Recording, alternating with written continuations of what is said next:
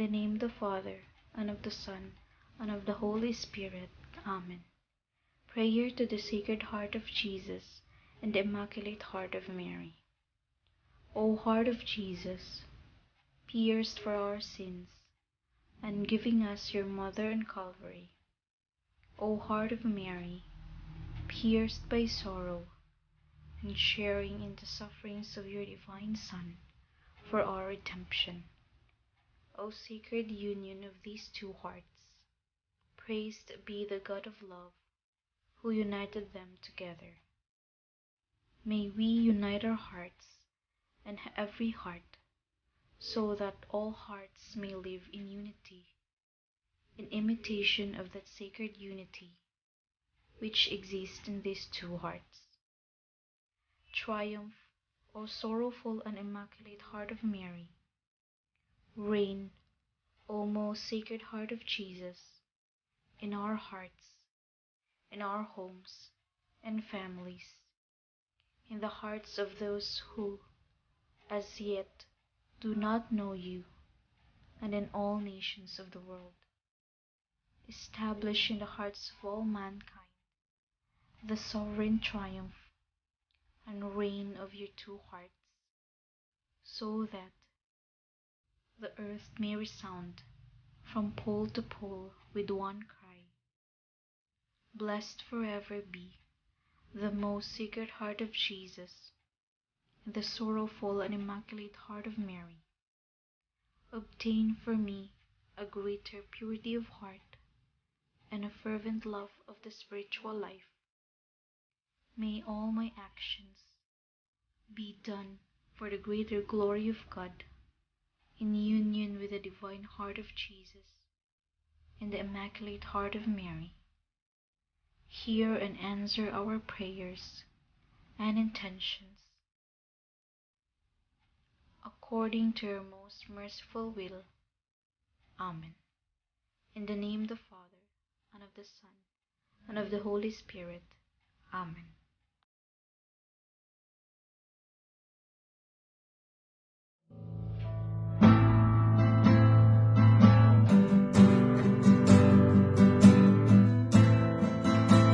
Sing hallelujah to the Lord,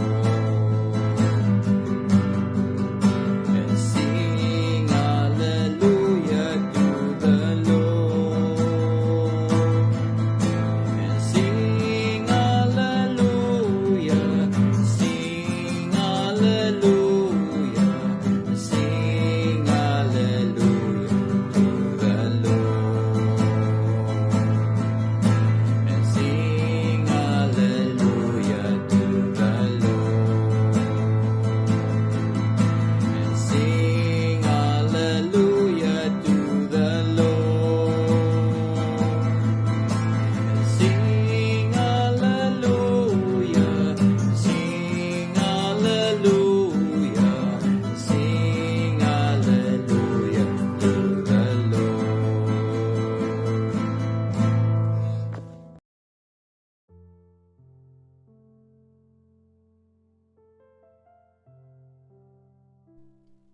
A reading of the Holy Gospel according to Matthew chapter 13, verse 24 to 30. Glory to you, O Lord. Jesus proposed another parable to the crowd, saying, "The kingdom of heaven may be likened to a man who sowed good seed in his field. While everyone was asleep, his enemy came and sowed weeds all through the wheat and then went off. When the crop grew and bore fruit, the weeds appeared as well. The slaves of the householder came to him and said, 'Master, did you not sow good seed in your field? Where have the weeds came from?' He answered, 'An enemy has done this.' His slaves said to him, 'Do you want us to go and pull them up?' He replied, 'No. If you pull up the weeds, you might uproot the wheat along with them.' Let them grow together until harvest.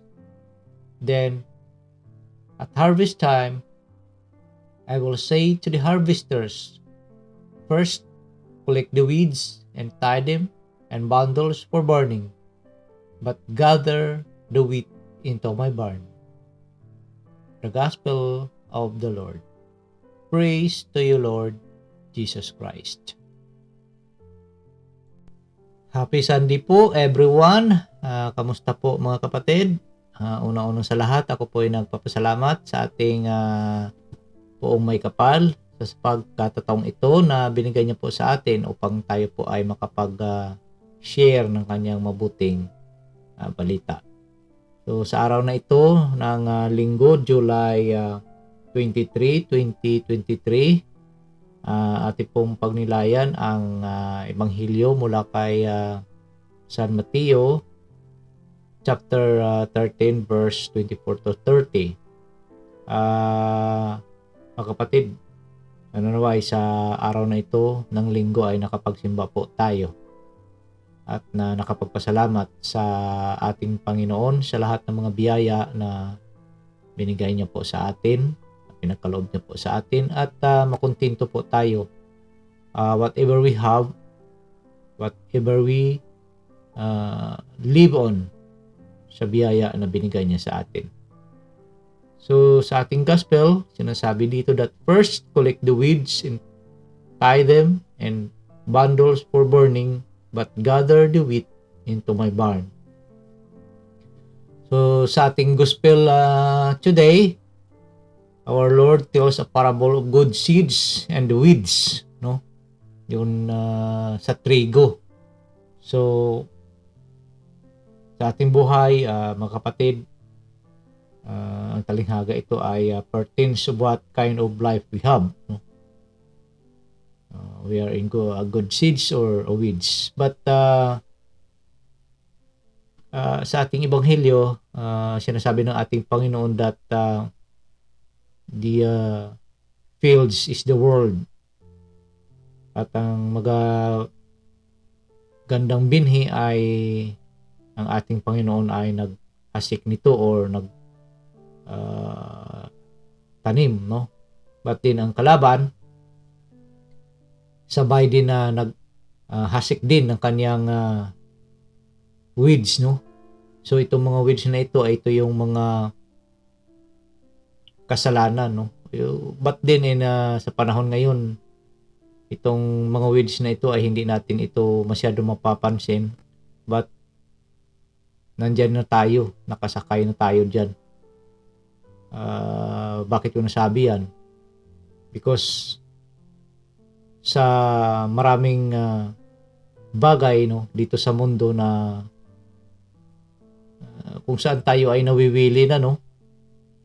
So ito yung seeds na, ito yung weeds na sinaboy, no, ng kalaban ng devil, no, sa atin. Hindi lang natin napapansin, but we are enjoying it. Unaware tayo dyan. Like for example, nawiwili na tayo sa buklat ng buklat or tingin ng tingin, scroll ng scroll dun sa Facebook or social media. Marami ang walang oras sa paglilinis ng bahay. Yung iba, kahit nasa trabaho, umaga pa lang, nandoon na nakatingin.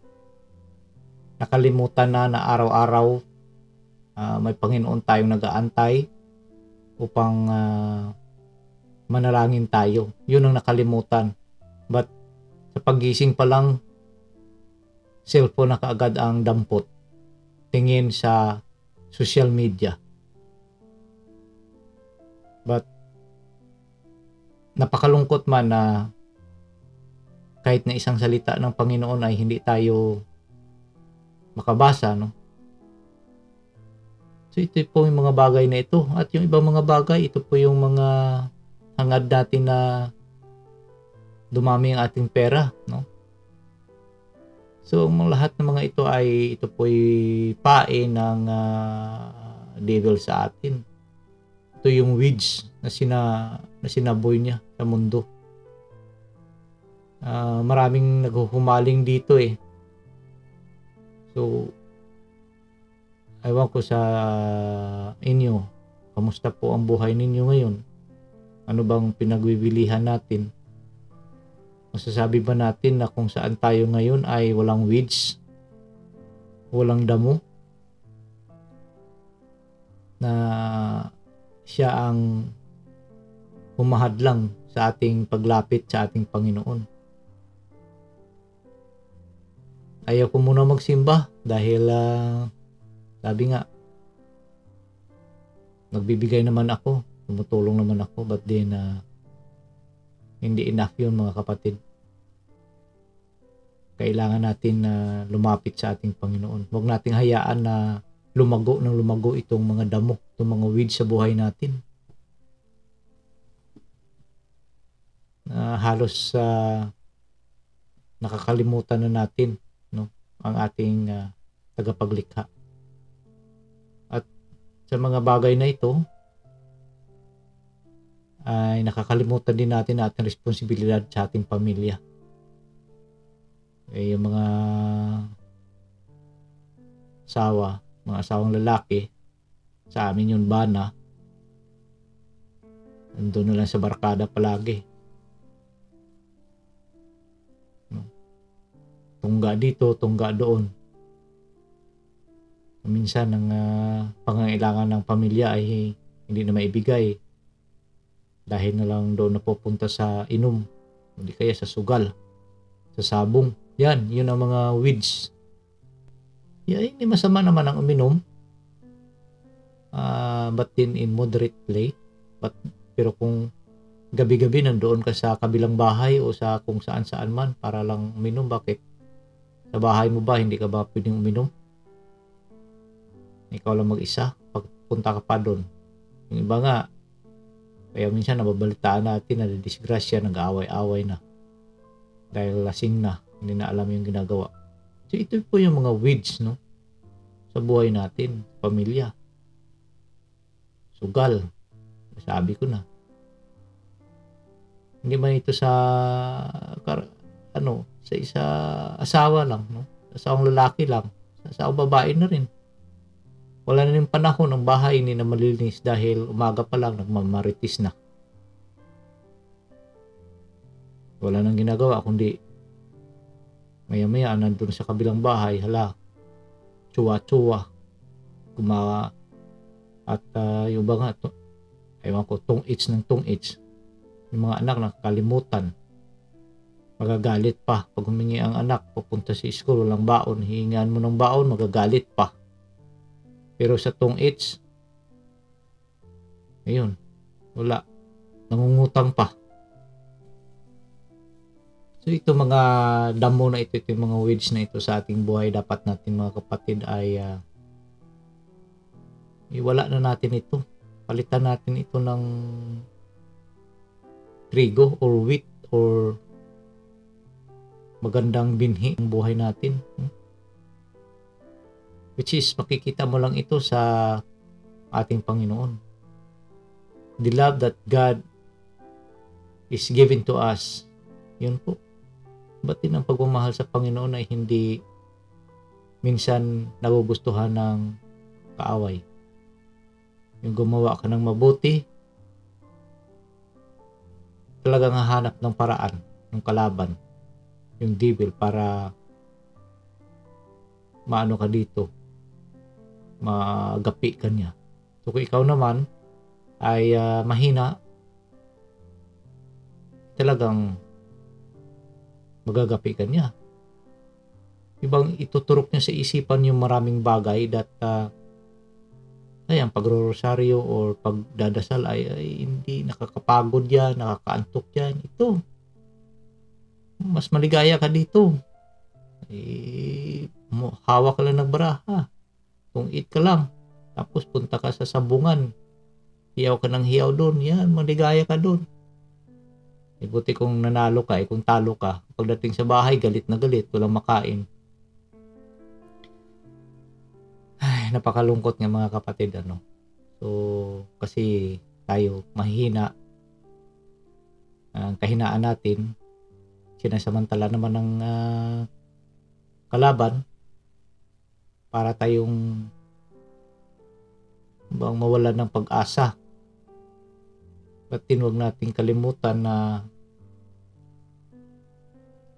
ang lahat ng ito ay makakaya natin ito sa tulong ng ating Panginoon. So kung ano man ang mga damo or weeds dyan sa buhay natin, mga kapatid, sikapin natin na mawala ito. Alam niyo bang pag wala ito sa buhay mo ay napakasaya ng pakiramdam mo. Hindi ka affected dun sa mga ano man nangyayari sa paligid mo. Lalo-lalo na kung tiwala mo sa Panginoon ay nandiyan dyan. Huwag ka lang bumitaw.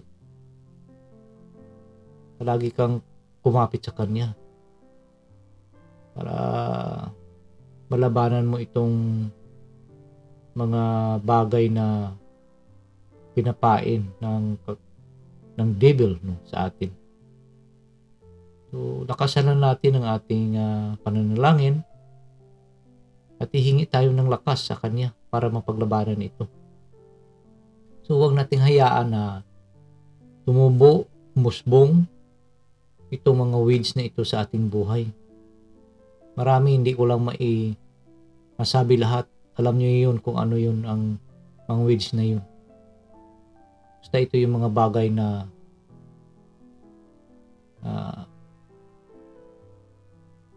nandiyan palagi sa paligid natin.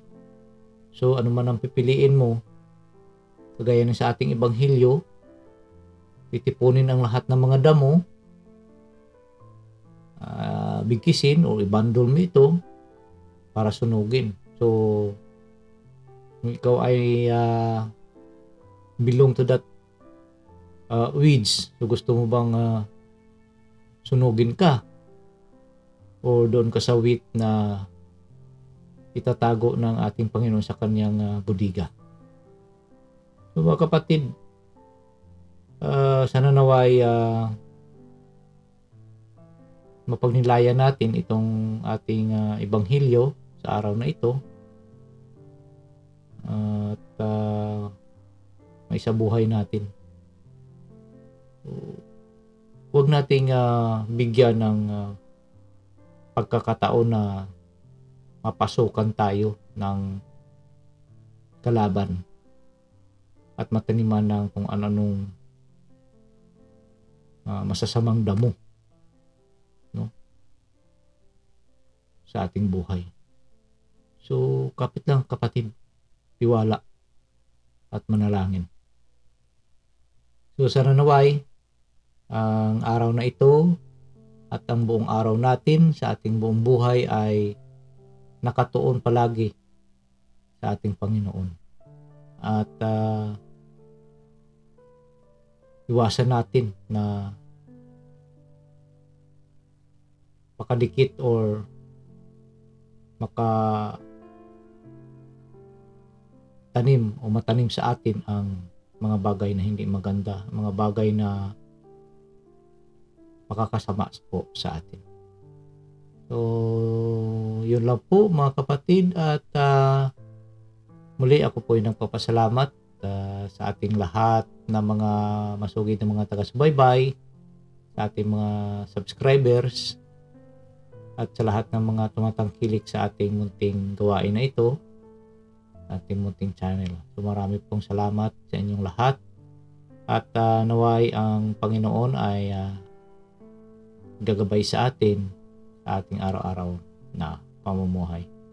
At wag lang po natin kalimutan na kumapit lang po sa patalim ang salita ng ating Panginoong Jesucristo. Maraming pong salamat. God bless us all. Manalangin po tayo sa ngalan ng Ama, ng Anak, ng Diyos Espiritu Santo. Amen. Let us pray. Spirit of wisdom, and understanding, enlighten our minds to perceive the mysteries of the universe in relation to eternity. Spirit of right judgment and courage, guide us and make us firm in our baptismal decision to follow Jesus' way of love. Spirit of knowledge and reverence, help us to see the lasting value of justice and mercy in our everyday dealings with one another. May we respect life as we work to solve problems of family and nation, economy and ecology. Spirit of God, spark our faith, hope, and love into new action each day. Fill our lives with wonder and awe by your presence, which penetrates all creation. Amen. Sa ngalan ng Ama, ng Anak, ng Diyos, Espiritu Santo. Amen.